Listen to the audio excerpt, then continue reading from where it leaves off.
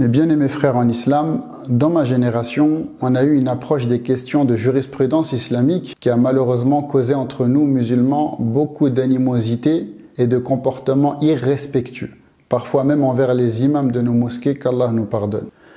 L'éducation religieuse qu'on avait reçue sur Internet nous amenait à penser que nos positions sur ces questions étaient forcément les plus correctes, alors qu'on ne les avait même pas étudiées sérieusement. On avait juste lu des fatawas sur Internet et quelques articles par-ci, par-là. On n'était pas méchants, néanmoins, on s'avisait de transmettre les positions sur lesquelles on était avec un énorme manque de tolérance. Cela parce que, comme avec Internet, on commençait à avoir accès à plus d'informations qu'autrefois, on a très vite été dans l'illusion de transmettre les seuls vrais avis à prendre en compte, étant donné que c'était les avis des seules personnes que l'on considérait comme savantes.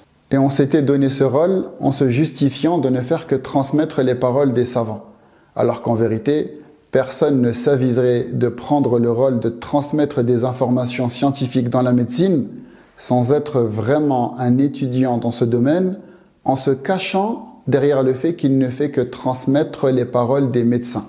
Surtout que ce que nous transmettaient dans nos mosquées, nos imams, nos enseignants et même la plupart de nos papas étaient aussi généralement des avis provenant du Coran et de la Sunna selon la méthodologie d'un de nos pieux prédécesseurs parmi les 4 imams, étant donné que leurs écoles dans la jurisprudence sont enseignées jusqu'à nos jours, partout dans les pays musulmans, avec des chaînes de transmission remontant jusqu'à eux.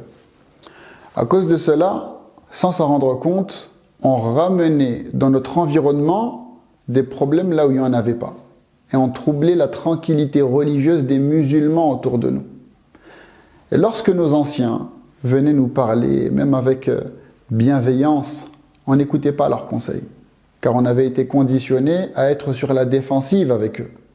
On donnait alors des réponses slogans, contenant quelques mots savants arabes, comme on préfère appliquer le principe de Saddud Zara'i'a, principe qui consiste à délaisser les choses qui sont licites de base, mais qui conduisent à des choses illicites.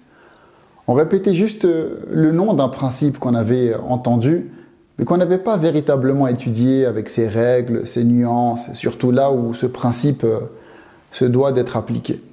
Et comme on véhiculait de manière catégorique ce qu'on pensait savoir, on créait d'autres personnes, entre guillemets, problématiques comme nous.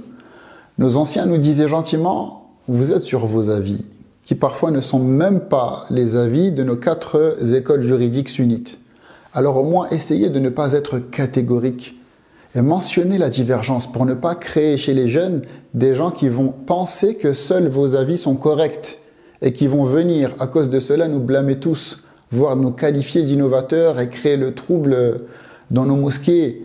Au moins dites, c'est l'avis de l'école que je suis, et en faisant cela, vous laisserez sous-entendre qu'il y a peut-être d'autres avis dans d'autres écoles, et cela évitera de créer, sans en avoir conscience, des frères fauteurs de troubles qui pensent bien faire.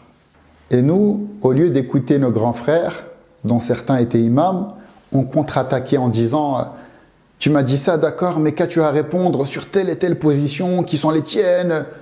Et on sortait telle et telle carte comme si on était dans Yu-Gi-Oh! Alors que si on avait fait preuve de respect et prêté l'oreille, on aurait gagné beaucoup d'années. Voilà pourquoi je conseille aux petits frères qui font des rappels sur Internet d'éviter d'aborder des sujets scientifiques liés à la jurisprudence. Cela est haram, ceci est obligatoire, etc. Dont une mauvaise approche amène tellement de maux dans la société, étant donné que cela a un lien avec notre pratique de la religion les uns avec les autres. Surtout qu'avec les études, vous verrez que ça ne fonctionne pas comme ça. En plus, les sujets et la manière parfois dont ils sont abordés est toxique pour la religiosité de beaucoup de personnes. Là, on approche la période de Noël. Quels seront les nouveaux sujets? Peut-on, oui ou non, manger de la bûche en islam? Respectueusement, je ne suis pas fan de cette manière de faire. Ne soyez pas pressés. Ne répétez pas nos erreurs. La plupart des gens de notre génération ont compris tout ça malheureusement bien tard. Mais chacun À notre manière, on a quasiment tous compris. Ne gâchez pas votre jeunesse. Il y a plein de choses à dire autres que le haram et l'obligation dans la religion. Comme se motiver mutuellement à faire la prière, à améliorer notre lien avec Allah, nous en avons tellement besoin. Qu'Allah vous préserve, pardonne nos manquements et nous réunisse tous ensemble dans son vaste paradis.